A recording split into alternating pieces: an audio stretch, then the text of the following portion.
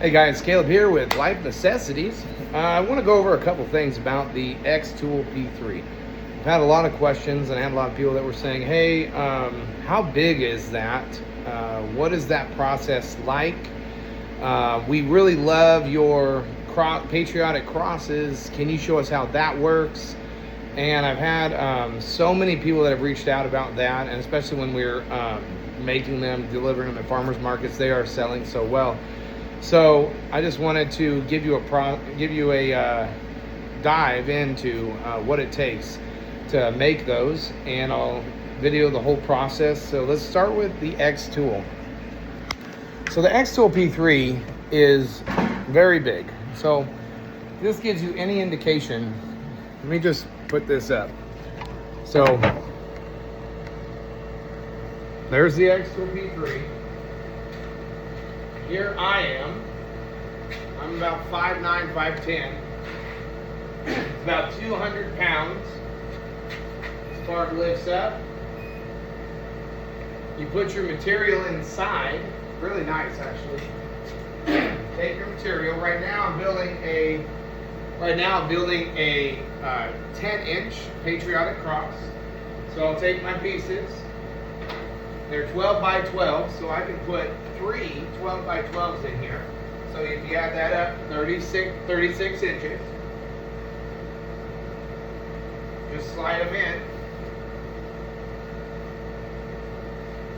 in. What it does is it analyzes it by itself. You don't have to do anything else.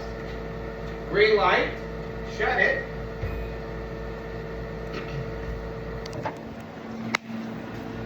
It goes in.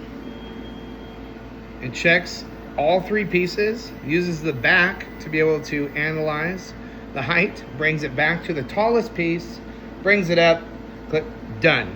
Now we are done. You come over here.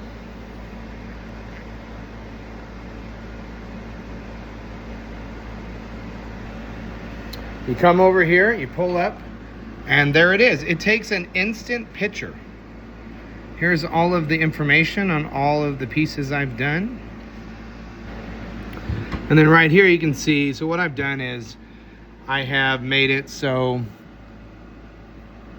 I can do 6.5 inch, 10 inch, 12 inch, 16 inch, and 20 inch. And I can go a lot bigger than that, but these are the ones that are being requested the most. So that's kind of how I set it all up in line, color coordinated what I'm gonna be painting.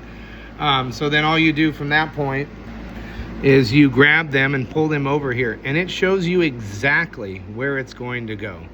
Now you'll have to tweak all the settings. So come in here, you've got 80, you've got a speed of 21. I mean, technically you can go higher speed with this, but I don't typically use just basswood, and I do about 80 and 30. So I don't typically just use basswood. So I cut my own plywood a lot of the time, so I source it locally. You'll see all these different sheets of plywood and everything we have, and then I break them down over here and break them down in 12 by 12s. I bought several basswood pieces and long pieces, but different colorings. It's pretty nice when people don't, when they want wood pieces. So maybe they want it to be different shades and colors, mahoganies, walnut, and they don't want to be painted. So they just want a piece of wood or a multi-layer piece that has wood on it. So here's one of the 12-inch pieces. So we have it right here. This is what we're going to be making today. Here is the 16-inch piece. A little bit bigger, honestly. So these are the different ones that, and these are all, these have been sold already. But this is kind of the process. So I have these sheets. This is what we have. And I pull them out, and then they're all set in here. Now that I've got that dialed in, let's go to the next spot. All right, now that we've got it set up, it's telling me right now, this is going to take 8 minutes and 36 seconds to do all 3. And these are 10-inch pieces. So that's pretty amazing when you can do 3 for that amount of time. So I click start. It sends the file over here. It comes right here. It even says, processing ready, push it, and it starts the process.